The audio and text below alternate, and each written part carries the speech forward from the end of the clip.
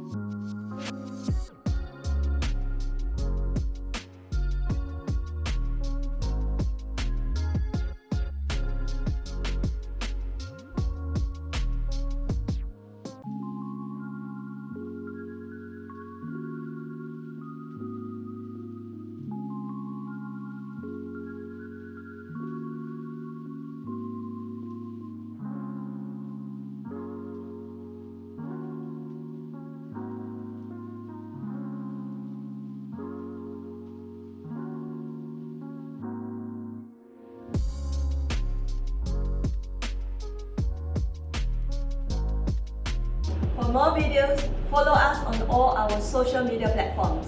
See you again.